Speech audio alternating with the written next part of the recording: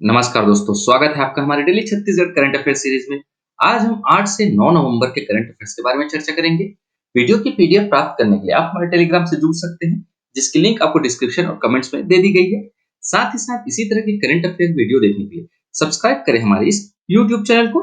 चलिए, पिछली वीडियो में हमने जो भी पढ़ा था उसका क्विक रिवीजन हम कर लेते हैं। छत्तीसगढ़ में निम्न में से किसे शहीद वीर नारायण सिंह स्मृति सम्मान 2024 से सम्मानित किया गया है? श्री बुडलू राम माथुर को किया गया है। छत्तीसगढ़ राज्योत्सव 2024 का उद्घाटन किसने किया है? डॉक्टर मोहन यादव ने किया है। छत्तीसगढ़ की नई औद्योगिक नीति कब से कब तक के लिए लागू की गई है? 1 नवंबर 2024 से 31 मार्च 2030 तक के लिए यह लागू की गई है। दोस्तों, जिस इसमें कुछ लोगों को कंफ्यूजन है कि ये 31 अक्टूबर है। एक्चुअली क्या है ना कि छत्तीसगढ़ शासन की ऑफिशियल वेबसाइट में 1 नवंबर 2024 से 31 मार्च 2030 ही दिया गया है। ठीक है, ये अक्टूबर नहीं है। खनिज विभाग द्वारा वर्ष 2024-25 में कितने मुख्य खनिज ब्लॉकों की ई नीलामी के माध्यम से आवंटन की योजना है? 39 खनिज ब्लॉक की आवंटन की योजना है। ठीक है, चलिए ज्यादा समय व्यर्थ न करते हुए आज के पहले प्रश्न की ओर चलते हैं। हमारा आज का पहला प्रश्न है, रायपुर में आयोजित भारतीय सड़क अधिवेशन के 83वें वार्षिक अधिवेशन का शुभारंभ निम्न में से कौन करेंगे? 4 ऑप्शन यहाँ पे दिए गए हैं। इसका सही उत्तर है ऑप्शन डी, श्री नितिन गडकरी जी करेंगे। चलिए डिटेल में पढ़ते हैं। केंद्रीय सड़क परिवहन एवं राजमार्ग मंत्री श्री नितिन गडकरी ने 8 नवंबर 2024 से रायपुर में आयोजित भारतीय सड़क कांग्रेस के 83वें वार्षिक अधिवेशन का शुभारंभ किया है। रायपुर के इस साइंस कॉलेज परिसर में 8 नवंबर से 11 नवंबर तक इसका आयोजन किया गया है। मुख्यमंत्री श्री विष्णुदेव साय और उप मुख्यमंत्री श्री अरुण साव भी 8 नवंबर को आयोजित अधिवेशन के शुभारंभ कार्यक्रम में शामिल होंगे। 4 दिनों तक चलने वाले भारतीय सड़क कांग्रेस के अधिवेशन में सड़क निर्माण और सड़क सुरक्षा से जुड़े देश भर के 2000 से अधिक विशेषज्ञ, वैज्ञानिक, अभियंता और अधिकारी शामिल होंगे। इस मौके पर श्री नितिन गडकरी ने छत्तीसगढ़ में सड़कों के विकास के लिए 20,000 करोड़ रुपए के कार्यों की स्वीकृति दी है। इनमें 4 राष्ट्रीय राजमार्गों में 4 लेन के लिए डीपीआर की स्वीकृति भी शामिल है।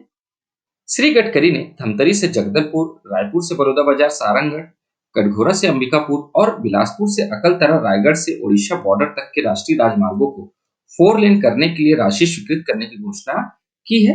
श्री गडकरी ने सड़कों के निर्माण के लिए केंद्रीय सड़क निधि सीआरएफ से 900 करोड़ रुपए देने की घोषणा भी की है। ठीक है दोस्तों, तो अभी जो है ना रायपुर में 83वां भारतीय सड़क कांग्रेस के वार्षिक अधिवेशन का शुभारंभ किया गया 8 नवंबर को। किसने किया है?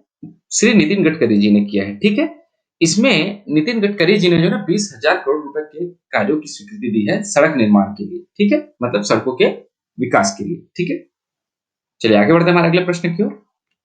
हमारा अगला प्रश्न है, जनजाति गौरव दिवस के अवसर पर छत्तीसगढ़ में कहां राज्य स्तरीय आयोजन किया जाएगा? 4 ऑप्शन दिए गए हैं। इसका सही उत्तर ऑप्शन बी, रायपुर में किया जाएगा। भगवान बिरसा मुंडा की जयंती अंतर्गत जनजाति गौरव दिवस के अवसर पर 14 एवं 15 नवंबर को राजधानी रायपुर के साइंस कॉलेज परिसर में राज्य स्तरीय भव्य आयोजन किया जाएगा। वर्ष 2021 को केंद्रीय मंत्रिमंडल द्वारा 15 नवंबर को स्वतंत्रता संग्राम सेनानी भगवान बिरसा मुंडा की जयंती के उपलक्ष्य में इसे जनजाति गौरव दिवस घोषित किया गया था। तभी से प्रतिवर्ष 15 नवंबर को जनजाति गौरव दिवस के रूप में मनाया जा रहा है। आदिवासी महानायक भगवान बिरसा मुंडा की यह 150वीं जयंती है। चलिए आगे बढ़ते हैं हमारे अगले प्रश्न की ओर। हमारा अगला प्रश्न है, हाल ही में छत्तीसगढ़ सरकार द्वारा नगर पालिका अधिनियम में बदलाव किए जाने के बाद महापौर का चुनाव कैसे होगा? 4 ऑप्शन यहाँ पे दिए गए हैं। इसका सही उत्तर ऑप्शन है, प्रत्यक्ष चुनाव होगा। चलिए डिटेल में पढ़ते हैं।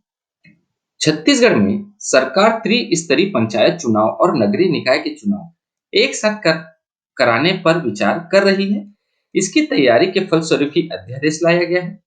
छत्तीसगढ़ सरकार ने नगर पालिका अधिनियम में बदलाव किया है। इसके तहत अब राज्य में महापौर चुनाव प्रत्यक्ष प्रणाली से होंगे। 2018 में जब कांग्रेस सरकार के कार्यकाल में श्री भूपेश बघेल मुख्यमंत्री बने थे, तब उन्होंने महापौर चुनाव के नियमों में बदलाव किया था। इसके तहत पहले जनता द्वारा पार्षदों के साथ महापौर का चुनाव होता था, लेकिन कांग्रेस सरकार ने इसे बदलते हुए पार्षदों को महापौर चुनने का अधिकार दे दिया था। अब जनता के द्वारा नगर पंचायत और नगर निगमों में अध्यक्ष और महापौर प्रत्यक्ष रूप से चुन सकते हैं। ठीक है दोस्तों, तो कहने का मतलब यह है कि अब नगर पंचायत और नगर निगम में जो भी अध्यक्ष और महापौर का जो चुनाव होगा उसको जनता प्रत्यक्ष रूप से चुनेगी। ठीक है, चलिए आगे बढ़ते हैं हमारे अगले प्रश्न की ओर। हमारा अगला प्रश्न है, केंद्रीय मंत्रिमंडल ने मेधावी छात्रों को वित्तीय सहायता प्रदान करने के लिए किस योजना को मंजूरी प्रदान कर दी है? 4 ऑप्शन यहाँ पे दिए गए हैं। इसका सही उत्तर है option A, PM Vidya Lakshmi योजना की मंजूरी प्रदान कर दी है। चलिए डिटेल में पढ़ते हैं। दोस्तों ये क्वेश्चन जो है नेशनल इंटरनेशनल करंट अफेयर के हिसाब से इंपॉर्टेंट है, ठीक है, तो इसको ध्यान से पढ़िएगा। प्रधानमंत्री की कैबिनेट ने मेधावी छात्रों को वित्तीय सहायता प्रदान करने के लिए पीएम विद्या लक्ष्मी योजना को मंजूरी प्रदान कर दी है। इस योजना के तहत सरकारी और निजी संस्थानों के मेधावी छात्रों को शिक्षा ऋण के रूप में वित्तीय मदद उपलब्ध कराई जाएगी। इस योजना के तहत गुणवत्तापूर्ण उच्च शिक्षा संस्थानों में दाखिला प्राप्त करने वाला कोई भी मेधावी छात्र बैंकों और वित्तीय संस्थानों से किसी जमानत या गारंटर के बिना कर्ज प्राप्त करने के योग्य होगा। इस योजना के तहत देश भर के 22 लाख से अधिक छात्रों को कवर किया जाएगा। इस योजना के तहत देश के शीर्ष 860 उच्च शिक्षण संस्थानों में एडमिशन लेने वाले मेधावी छात्रों को शिक्षा लोन प्रदान किया जाएगा। इस योजना में हर साल 1 लाख छात्रों के लिए 3% ब्याज सब्सिडी और ई वाउचर शामिल होंगे। जिन विद्यार्थियों के परिवार की वार्षिक पारिवारिक आय 8 लाख रुपए तक है और वे किसी अन्य सरकारी छात्रवृत्ति या ब्याज छूट योजनाओं के तहत लाभ के पात्र नहीं है, उन्हें 10 लाख रुपए तक के ऋण पर अधिस्थगन अवधि के दौरान 3% की ब्याज छूट भी प्रदान की जाएगी। इसके लिए वर्ष 2024-25 से 2030-31 के दौरान 3600 करोड़ रुपए का प्रावधान किया गया है, जिससे 7 लाख नए छात्रों को लाभ होगा। इस योजना के तहत 7.5 लाख रुपए तक के ऋण के लिए केंद्र सरकार 75% क्रेडिट गारंटी मुहैया करवाएगी। ठीक है दोस्तों, इस ऋण के अंतर्गत ट्यूशन शुल्क और पाठ्यक्रम से जुड़े अन्य खर्च शामिल होंगे। शिक्षा ऋण के साथ साथ ब्याज अनुदान का संवितरण के अनुरोध के लिए छात्र एकीकृत पोर्टल पीएम विद्या लक्ष्मी पर ऑनलाइन आवेदन कर सकते हैं। चलिए आगे बढ़ते हैं। हमारा अगला प्रश्न है, अमेरिका में 47वें राष्ट्रपति के रूप में किसने जीत दर्ज की है? 4 ऑप्शन यहाँ पे दिए गए हैं। इसका सही उत्तर है ऑप्शन ए, डोनाल्ड ट्रंप ने जीत हासिल की है। चलिए डिटेल में पढ़ते हैं। डोनाल्ड ट्रंप ने अमेरिका में 47वें राष्ट्रपति के रूप में जीत दर्ज की है। उन्होंने 276 इलेक्टोरल वोट हासिल करते हुए आवश्यक 270 वोटों की सीमा को पार कर लिया। इस चुनाव में उन्होंने कमला हैरिस को हराया है। अमेरिकी संविधान के अनुसार किसी भी व्यक्ति को अधिकतम 2 बार राष्ट्रपति चुना जा सकता है, जिससे ट्रंप को दूसरा कार्यकाल मिलेगा। चलिए आगे बढ़ते हैं। दोस्तों आज के लिए आपका प्रश्न है कि भारत सरकार के पर्यटन मंत्रालय द्वारा छत्तीसगढ़ के किस जिले को स्वदेश दर्शन 2.0 में शामिल किया गया है? 4 ऑप्शन यहाँ पे दिए गए हैं। इसका सही उत्तर आप हमें हमारे कमेंट बॉक्स में जरूर बताएं। दोस्तों उत्तर गलत हो या सही, आप इस क्वेश्चन को अटेम्प्ट जरूर करें।